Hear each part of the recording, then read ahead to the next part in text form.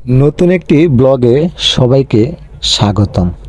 আজকের ব্লগটি অলওয়া তারিণী কর্তৃক আয়োজিত কীর্তন অনুষ্ঠান। কীর্তন অনুষ্ঠানে শুরুতেই রয়েছে প্রবেশ গেট এবং গেট দিয়ে আমরা তিন ভাই একসাথে প্রবেশ করলাম কীর্তনে। সেখানে রয়েছে হাজারো ভক্তের ভিড়।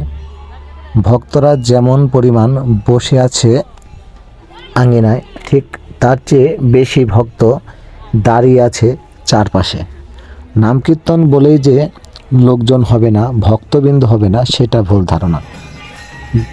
নীলা কীর্তনে যেরকম জায়গা থাকে না হাঁটা চলার মতো, ঠিক তেমনি এই অলওয়া তারিণী কর্তৃক আয়োজিত কীর্তনে নাম কীর্তনেও কোনো জায়গা খালি থাকে না। যে পরিমাণ ভক্তবৃন্দ ভেতরে বসে থাকে তার চেয়ে বেশি ভক্তবৃন্দ দাঁড়িয়ে দাঁড়িয়ে কীর্তন দেখে এবং শুনে। যে ব্যক্তি নাম কীর্তন মনোযোগ সহকারে শুনে এবং কীর্তনের মধ্যে নিজেকে নিবেশ করতে পারে পুরোপুরিভাবে, সে ব্যক্তির চোখ দিয়ে জল চলে আসবে। কারণ মানুষ যখন সেই কীর্তনটি ভালো করে মনোযোগ দিয়ে শুনে এবং এক ধ্যানে সেদিকে মগ্ন থাকে, তখনই তার ভেতরের মনুষ্যত্বটি জাগ্রত হয়। সে জীবনে কি করেছে, আসলে তার দ্বারা কোনো পুণ্য হয়েছে কিনা, তার দ্বারা কোনো পাপ হয়েছে কিনা, সেটি তার মনে পড়ে যায় এবং সেই কথা চিন্তা করতে করতেই নাম কীর্তনের মাধ্যমে তার চোখে জল চলে আসে। আসলে কীর্তন মানুষকে কাঁদায় না, কাঁদায় তার ভেতরে লুকিয়ে থাকা পাপ, যেটা আসলে তার দ্বারা কেউ কখনো কল্পনাও করেনি।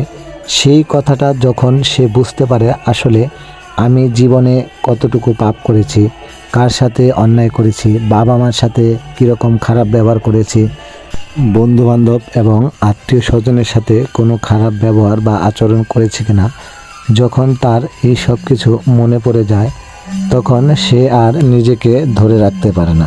তখন সে না চাইতেও তার চোখ দিয়ে জল বেরোতে থাকে। সে যতই আনন্দে থাক না কেন, যখন সে সম্পূর্ণভাবে কীর্তনের ভেতরে এবং কীর্তনের কথার দ্বারা আকৃষ্ট হবে, তখন তার সব বিষয়গুলো মনে পড়ে যাবে। সে জীবনে কতটুকু খারাপ কাজ করেছে বা কতটুকু মানুষের ক্ষতি করেছে, সেই কথাগুলো ভেবে তার চোখ দিয়ে জল চলে আসবে। সেটা আসলে মায়া কান্না নয়, সেটা তার ভেতরে লুকিয়ে থাকা পাপকর্মের ফল।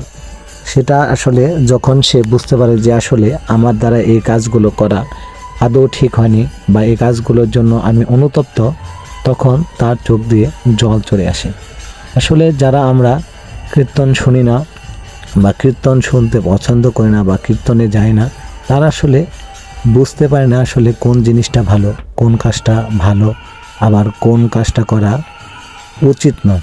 যদি আমরা প্রতিনিয়ত এরকম কীর্তন অনুষ্ঠানে যোগদান করি এবং মনোযোগ সহকারে তাদের কথা এবং ভাষা মনের ভেতরে প্রবেশ করাতে পারি, তাহলে আমরা আসলে বুঝতে পারবো যে আমাদের কোন কাজটি করা সঠিক, আবার কোন কাজটি করা সঠিক নয়, বা কোন কাজটি আমরা করব বা কোন কাজটি করব না, এবং কোন পথে চললে জীবনে উন্নতি হবে বা আমরা স্বর্গ লাভ করতে পারবো, তবে আমাদের জীবন পরিপূর্ণতা লাভ করবে।